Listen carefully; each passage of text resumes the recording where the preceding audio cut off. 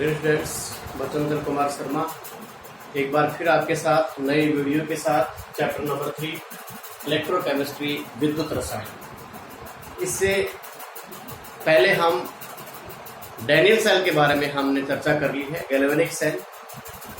तो Daniel cell में anode किस धातु का बना होता है, कैथोड किस धातु का बना होता है, लवण सेतु में क्या भरा होता है, लवण सेतु का कार्य क्या है। तो इन सब पॉइंट्स के बारे में हमने लास्ट वीडियो में चर्चा कर ली है। आज हम देखते हैं सेल आरेख के बारे में। आज हम देखते हैं सेल आरेख के बारे में कि सेल आरेख क्या होता है। तो प्यारे विद्यार्थियों, किसी भी सेल को प्रदर्शित करने के लिए एक आरेख दिया जाता है। वो आरेख उस सेल की संरचना के बारे में हमें जानकारी देता है। जैसे हम डैनियल सेल की बात करते हैं, तो डैनियल सेल का सेल आरेख मैं पहले लिखता हूं, एक बार देखिए। Zn +2 Cu +2 Cu। पहले विद्यार्थियों, मैंने ये एक सेल आरेख लिखा है। ये मैंने क्या लिखा है? एक सेल आरेख लिखा है। और ये सेल आरेख मैंने किसका लिखा है? ये सेल आरेख मैंने लिखा है डैनियल सेल। यानी ये जो सेल आरेख है, ये सेल आरेख इस सेल के बारे में संपूर्ण जानकारी हमें प्रदान करेगा। स्ट्रक्चर कैसी है, एनोड किस धातु का बना हुआ है, कैथोड किस धातु का बना हुआ है, ये सभी प्रकार की हमें जानकारी देता है। वो किस प्रकार से देखता है, तो देखिए आप एक बार। इसमें बीच में ये जो दो लाइनें हैं, जो समांतर रेखाएं हैं, ये दो समांतर रेखाएं ये लवण सेतु को प्रदर्शित करती हैं। ये दो समांतर रेखाएं किसको प्रदर्शित करती हैं? लवण सेतु। इसके अलावा लवण सेतु के जो इधर, यानी मेरे राइट हैंड है, तो राइट हैंड साइड जो भी लिखा होता है, ये किसको प्रदर्शित करता है? ये कैथोड को दर्शाता है। यानी ये किधर है? ये राइट साइड में है। किधर है? ये राइट साइड। इसी प्रकार से जो लेफ्ट साइड में जो लिखा हुआ है, ये किसको प्रदर्शित करता है? ये एनोड को प्रदर्शित करता है। तो ये एनोड हो गया, ये कैथोड हो गया। और बीच में जो दो खड़ी समांतर रेखाएं मैंने पहले लिखी थी, जो आपको दिखाई दे रही है, वो शार्ट ब्रिज या लवण सेतु को प्रदर्शित करता है। तो देखिए, एनोड और कैथोड में आपको एक अंतर दिखाई दे रहा होगा। वो अंतर क्या है कि एनोड में पहले धातु और उसके बाद धातु आयन है, और कैथोड में इसका उल्टा है। कैथोड में पहले धातु आयन है और उसके बाद धातु है।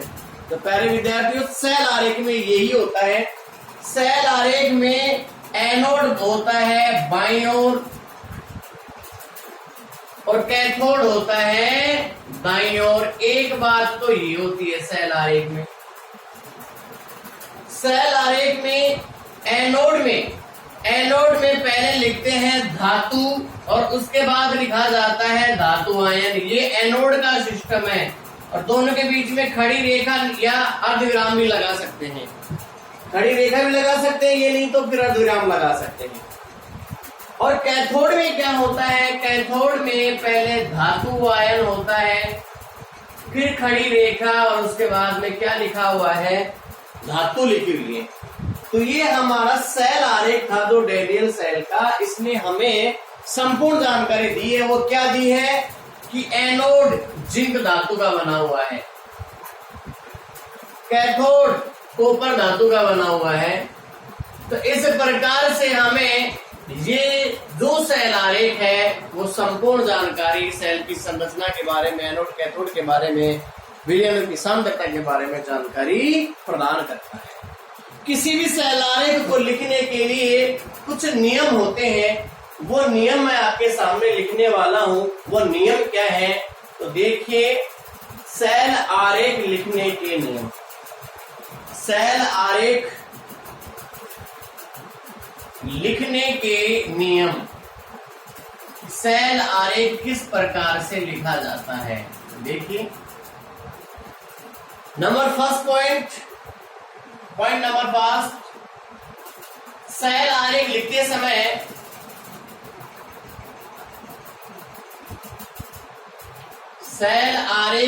समय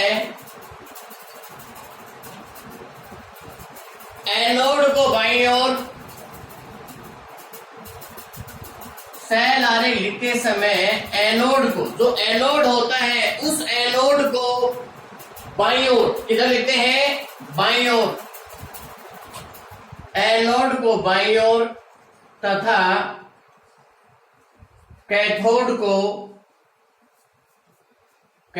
को दाईं ओर लिखा जाता है। ये इसका पहला नियम है। सेल आरेख जो हम लिखते हैं ये उसका पहला नियम है। एनोड को बाईं ओर और कैथोड को दाईं ओर लिखा जाता है। फिर इसका जो दूसरा नियम आता है, वो दूसरा नियम क्या है? एनोड को लिखते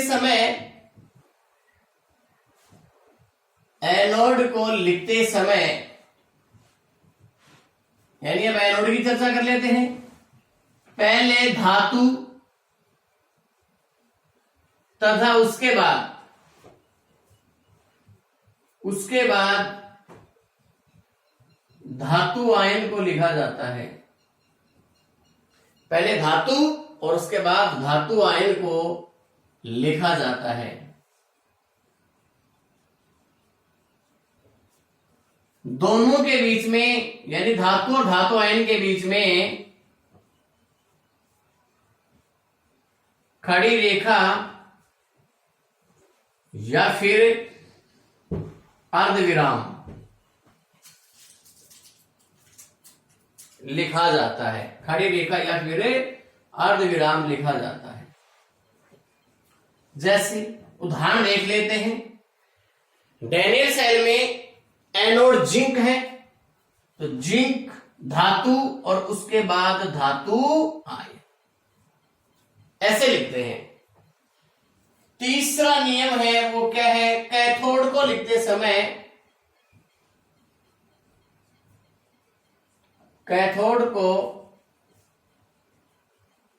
समय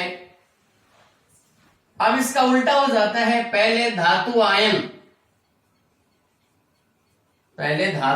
तथा उसके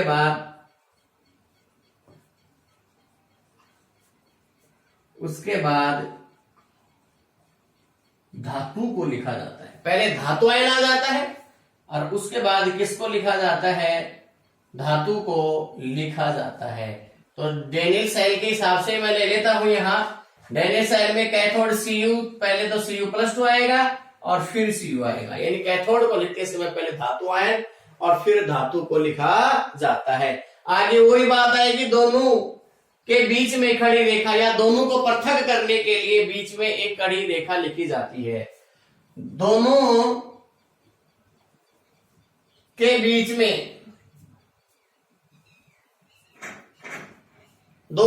में खड़ी रेखा, ये लिखा हुआ है, ये लाइन ही वापस यहां रिपीट हो जाएगी। दोनों के बीच में खड़ी रेखा या अर्धविराम लिखा जाता है। तो सेम आ गया। इसके बाद नंबर 4, लवण सेतु को दर्शाने के लिए, हमारा जो साल्ट ब्रिज है उसे दर्शाने के लिए, लवण सेतु को दर्शाने के लिए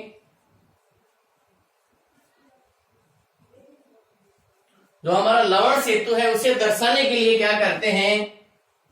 2 खड़ी समांतर रेखाएं खींची जाती हैं। 2 खड़ी समांतर रेखाएं एनोड व कैथोड के बीच खींची जाती हैं।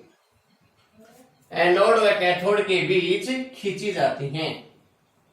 तो इस प्रकार से ये हमारा सेल आरेख लिखने का जो नियम है, आप इसका एक बार स्क्रीनशॉट ले लीजिए।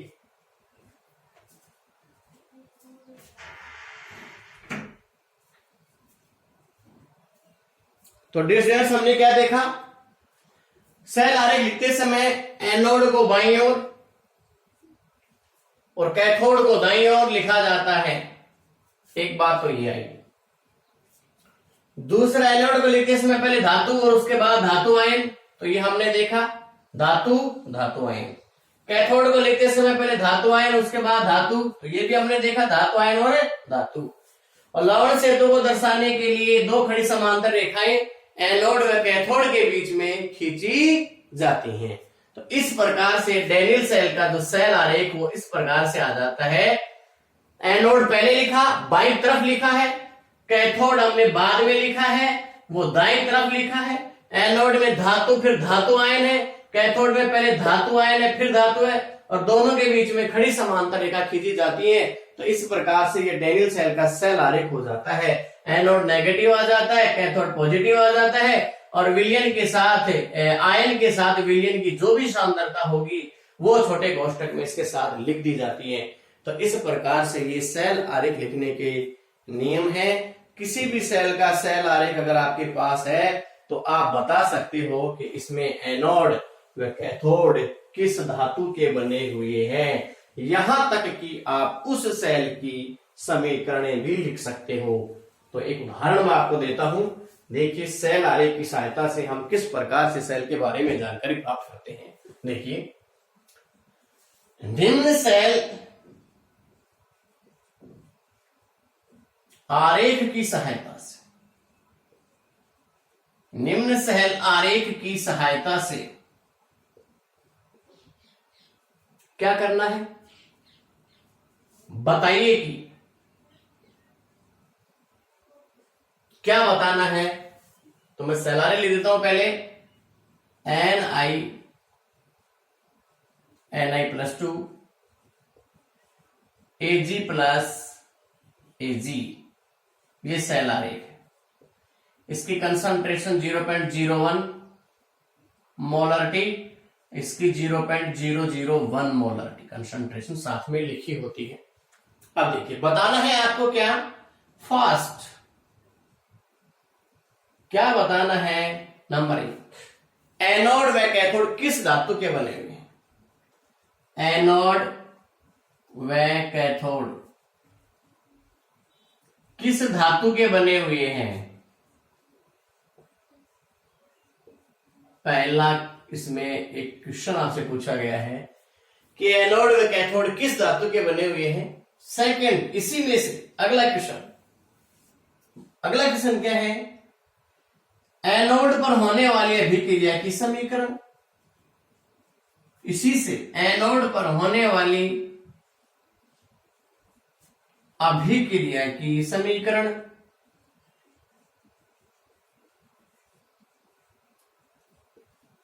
और इसी प्रकार से नंबर 3, कैथोड पर होने वाली अभिक्रिया की समीकरण।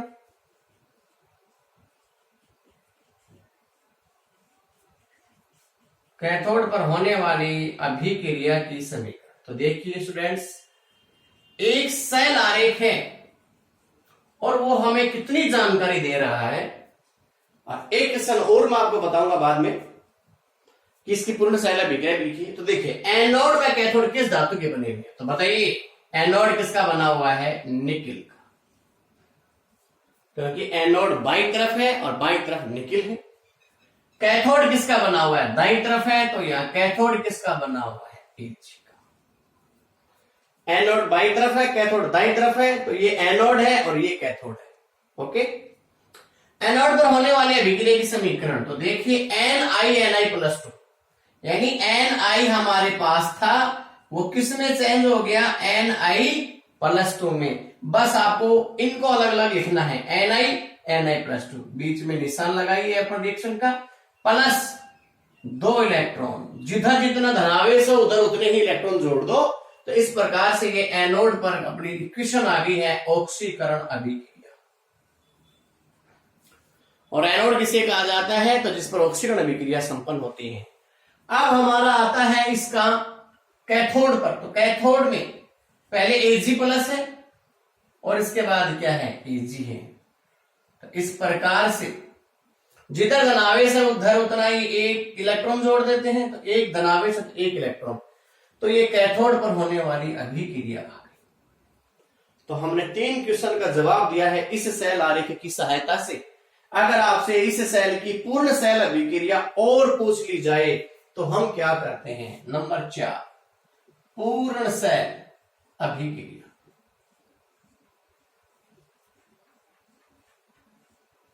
तो पूर्ण सेल अभिक्रिया हम कैसे लिखेंगे? तो हम अर्ध अभिक्रिया लिख लेते हैं, Ni+2 प्लस 2 इलेक्ट्रॉन और Ag plus 1 electron equal to Ag।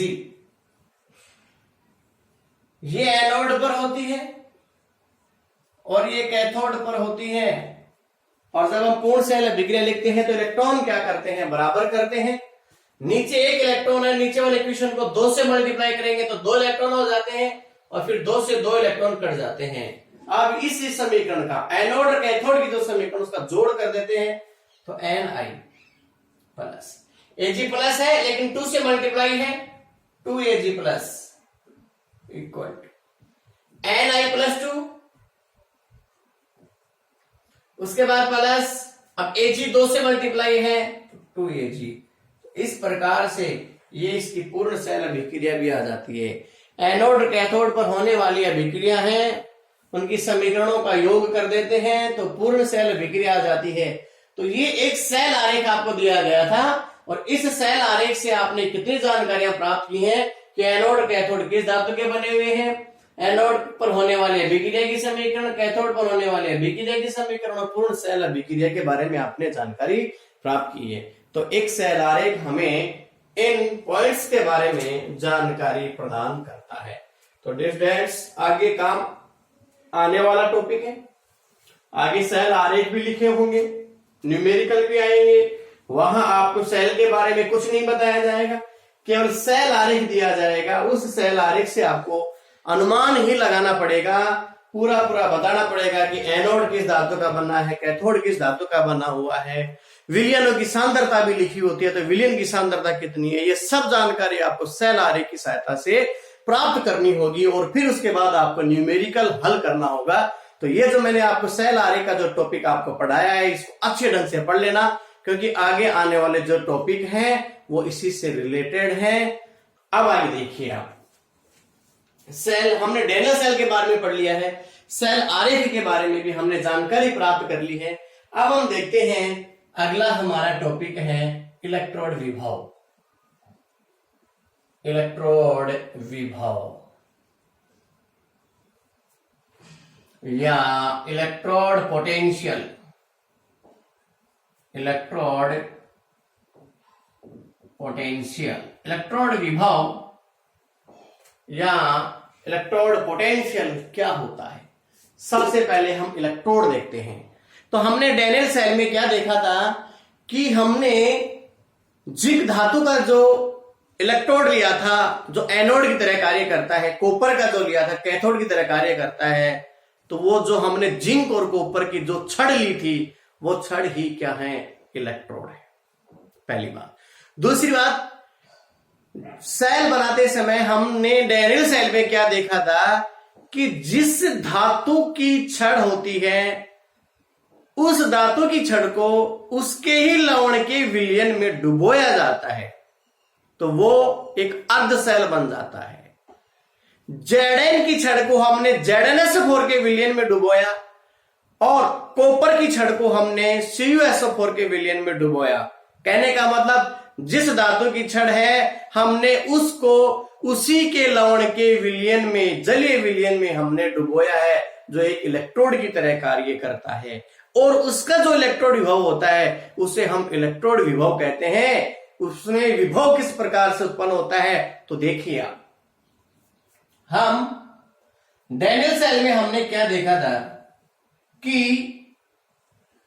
ZnSO4 का विलयन था, उसमें Zn धातु की छड़ लगी हुई थी और CuSO4 का विलयन था, उसमें Cu धातु की छड़ लगी हुई थी।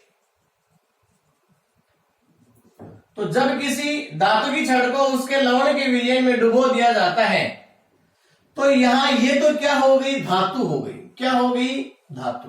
और जैसे हमने जिंक धातु ली है, इसी प्रकार से यहां ये भी क्या है, धातु है। और ये डैनियल सेल में हमने कौन सी ली है, कॉपर धातु ली है। तो जिस धातु की छड़ को लेते हैं हम, उसी के लवण के विलयन में डुबोते हैं। तो हमने कॉपर को कॉपर सल्फेट के जलीय विलयन में, और जिंक को हमने जिंक सल्फेट के जलीय विलयन में डुबोया था, और इसको हमने फिर इस लवण सेतु से जोड़ दिया था। तो जब हम किसी धातु की छड़ को उसके लवण के जलीय विलयन में डुबोते हैं, तो धातु की छड़ और विलयन में पृथक आवेश उत्पन्न हो जाता है। कैसे, जैसे जिंक आयन नीचे आए थे, हमने देखा था वहां, तो फिर ऊपर क्या रह गए थे, ऊपर क्या रह गए थे, इलेक्ट्रॉन। ऊपर क्या रह गए थे, इलेक्ट्रॉन। तो इस छड़ के ऊपर कौन सा चार्ज आ गया था, नेगेटिव। लेकिन विलयन में, ZnSO4 के विलयन में पहले से Zn+2 और SO4-2 उपलब्ध हैं, पहले से ही Zn+2 और SO4-2।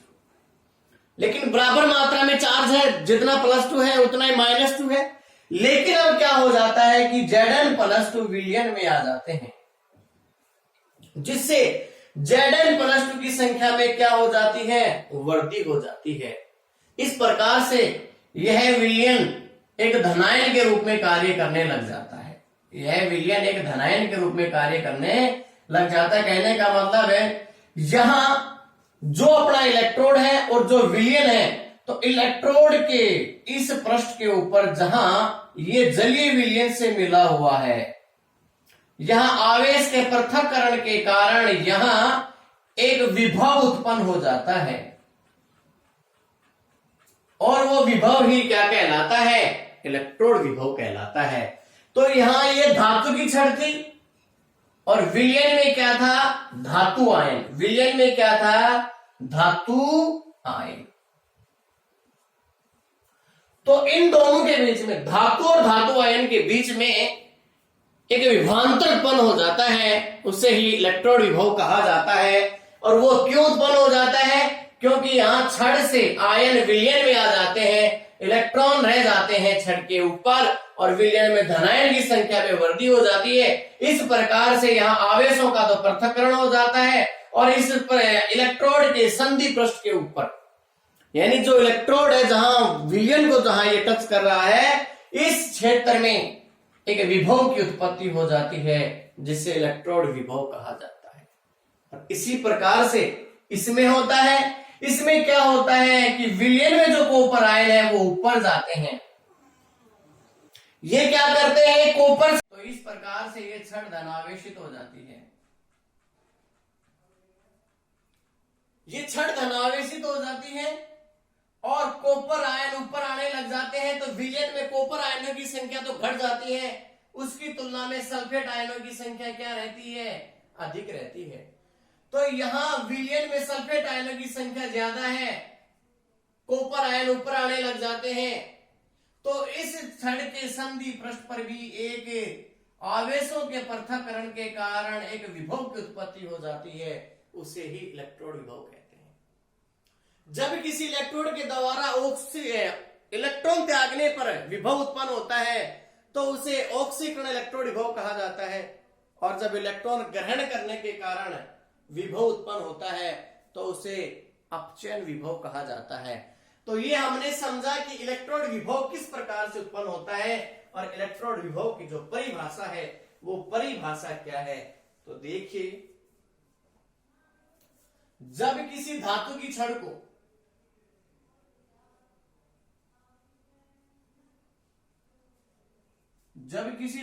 छड़ को उसके लवण के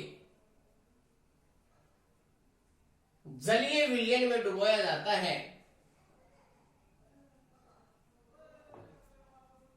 जलीय विलयन में डुबोया जाता है, तो अब क्या होता है, डुबोया जाता है तो धातु है, धातु आयन के मध्य। धातु तो कौन सी है, जो हमने छड़ डुबोई है, और धातु आयन कौन सा है जो जलीय विलयन में है? धातु व धातु आयन के मध्य विभवांतर उत्पन्न हो जाता है,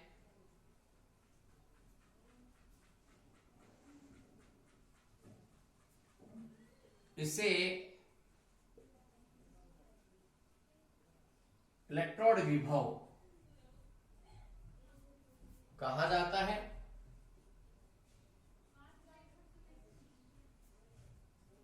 इसे ई से दर्शाया जाता है।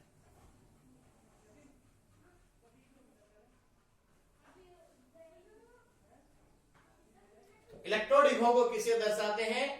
ई से दर्शाते हैं। और मात्रक क्या होता है इसका?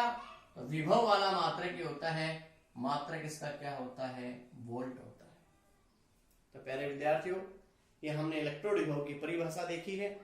तो हम क्या कह सकते हैं कि जब किसी धातु की छड़ को उसके लवण के विलयन में, जब किसी धातु की छड़ को उसके लवण के जलीय विलयन में डुबोया जाता है, तो धातु व धातु आयन, धातु कौन सा? छड़, और धातु आयन कौन सा? जो विलयन में है, के मध्य विभवांतर उत्पन्न हो जाता है, इसे इलेक्ट्रोड विभव कहा जाता है और इसे ई से दर्शाया जाता है। यानी धातु की छड़ को जब विलयन में डुबो देते हैं तो संधि पृष्ठ के ऊपर विभव उत्पन्न होता है। और उत्पन्न होने का कारण क्या है वो मैंने आपको बताया है कि धातु आयन विलयन में से धातु की छड़ के ऊपर जाकर इलेक्ट्रॉन लेंगे, या फिर विलयन में से धातु आयन विलयन में आ जाएंगे, यानी छड़ से भी धातु आयन विलयन में आ जाएंगे। तो इस प्रकार से एक विभव उत्पन्न हो जाता है और वो विभव ही क्या कहलाता है? इलेक्ट्रोड विभव कहलाता है, जिसे ई से दर्शाया जाता है। पहले विद्यार्थियों, ये हमने इलेक्ट्रोड विभव की परिभाषा देखी है। आगे, इलेक्ट्रॉन त्यागने के दौरान उत्पन्न विभव, किसी भी इलेक्ट्रोड के द्वारा इलेक्ट्रॉन त्यागने पर उत्पन्न विभव ऑक्सीकरण इलेक्ट्रोड विभव कहलाता है। ऑक्सीकरण इलेक्ट्रोड विभव, ऑक्सीकरण इलेक्ट्रोड विभव क्या होता है?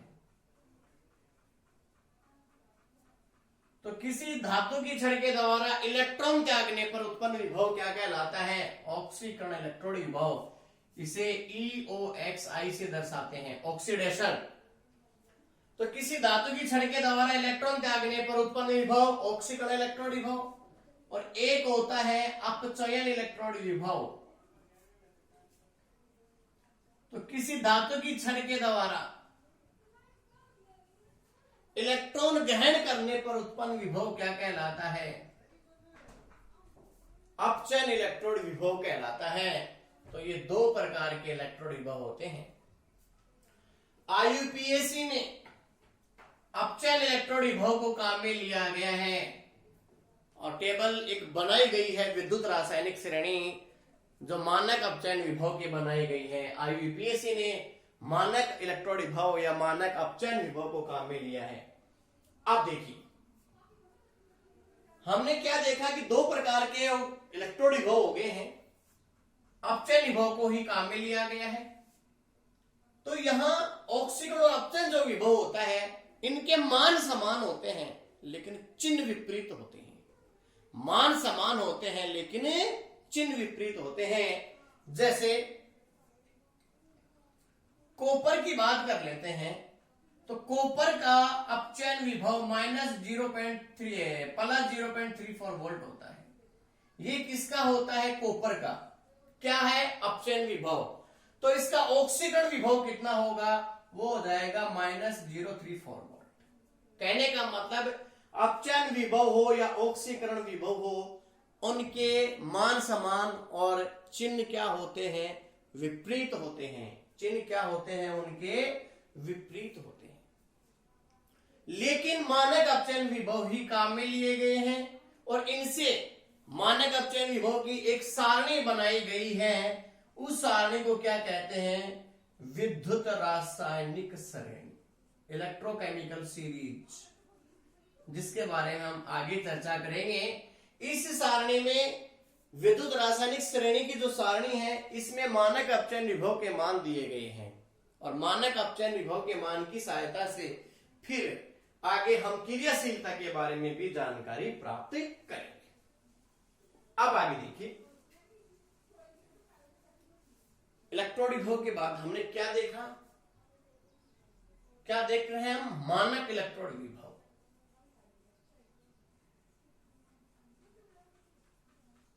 मानक, अब एक शब्द और जोड़ दिया है हमने, मानक।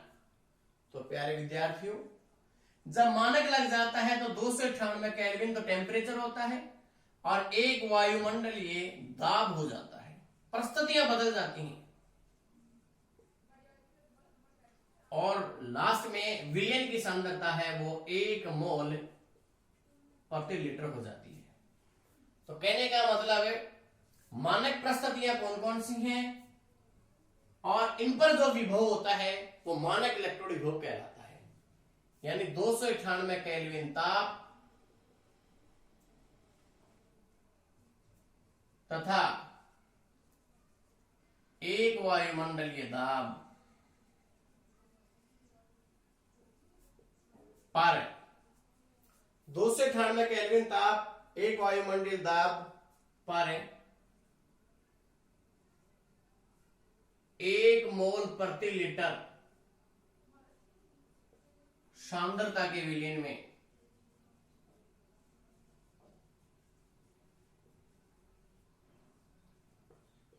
डूबे इलेक्ट्रोड का इलेक्ट्रोड विभव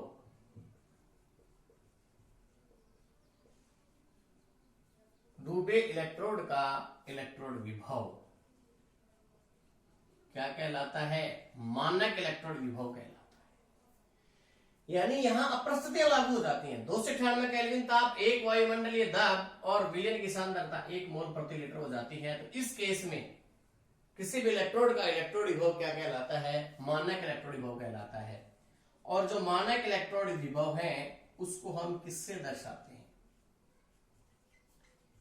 तो मानक इलेक्ट्रोड विभव को ई सुपरस्क्रिप्ट से प्रदर्शित किया जाता है। यह है मानक इलेक्ट्रोड विभव जिसे ई सुपरस्क्रिप्ट से प्रदर्शित किया जाता है। मानक परिस्थितियां हैं।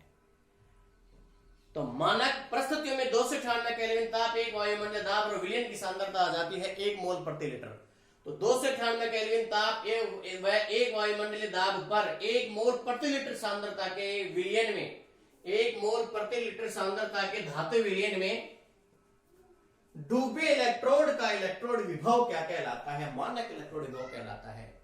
या शॉर्ट में क्या कह सकते हैं कि किसी इलेक्ट्रोड का मानक परिस्थितियों में इलेक्ट्रोड विभव उसका मानक इलेक्ट्रोड विभव कहलाता है। किसी भी सेल का, किसी भी इलेक्ट्रोड का मानक परिस्थितियों में इलेक्ट्रोड विभव, तो मानक परिस्थितियां आपको ध्यान रखनी है कि कौन कौन सी मानक परिस्थितियां होती हैं। तो देखिए, जैसे मैंने लिखा कि E माइनस 0.76 वोल्ट, ये लिख दिया मैंने। अब एक मैंने लिख दिया इलेक्ट्रोड विभव के बारे में, ये लगा दिया है माइनस 0.76 वोल्ट। ये तो केवल इलेक्ट्रोड विभव है। ये तो क्या है, केवल इलेक्ट्रोड विभव। और ये क्या है, मानक इलेक्ट्रोड विभव। मानक इलेक्ट्रोड विभव।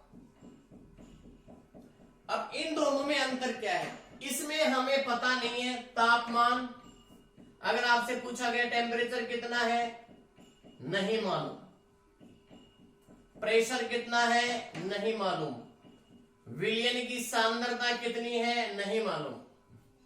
लेकिन यदि मानक आ जाए तो हमें पता चल जाता है कि टेम्परेचर कितना है, 298 केल्विन।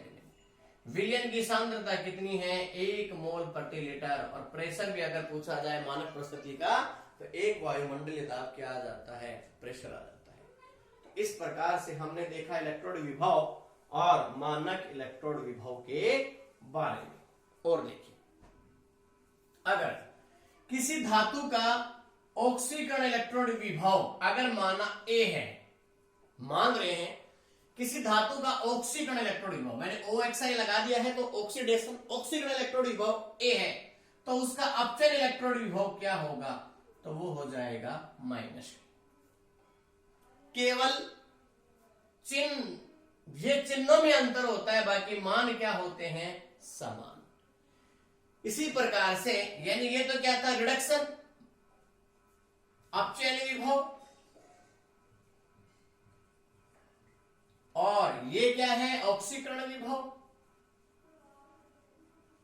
तो ऑक्सीकरण और अपचयन विभव के मान समान, लेकिन चिन्ह क्या होते हैं, विपरीत होते हैं।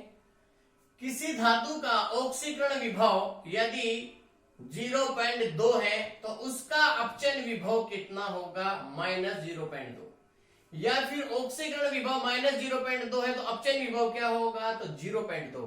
कहने का मतलब चिन्ह विपरीत होते हैं लेकिन मान क्या होते हैं, समान होते हैं। तो इस प्रकार से हमने इलेक्ट्रोड विभव के बारे में पढ़ा है, इलेक्ट्रोड विभव के बारे में हमने जानकारी ली है, और इलेक्ट्रोड विभव का मापन भी किस प्रकार से किया जाता है वो भी हम देखेंगे। जिंक का इलेक्ट्रोड विभव कितना होता है, और भी धातुओं के इलेक्ट्रोड विभव कितने होते हैं, ये सब विद्युत रासायनिक श्रेणी में लिखे हुए हैं। लेकिन विद्युत रासायनिक श्रेणी में IUPAC ने केवल मानक अपचयन विभव के मान ही लिखे हैं, और हम काम में भी मानक अपचयन विभव ही काम में लेंगे। तो प्यारे विद्यार्थियों, इलेक्ट्रोड विभव का मापन किस प्रकार से करते हैं, ये हमारा नेक्स्ट टॉपिक होगा। आप इलेक्ट्रोड विभव के बारे में और भी जानकारी जानना चाहो तो विद्युत रासायनिक श्रेणी जो बुक में RBSc बोर्ड की बुक में है उसको देखिए, इलेक्ट्रोकेमिकल सीरीज में।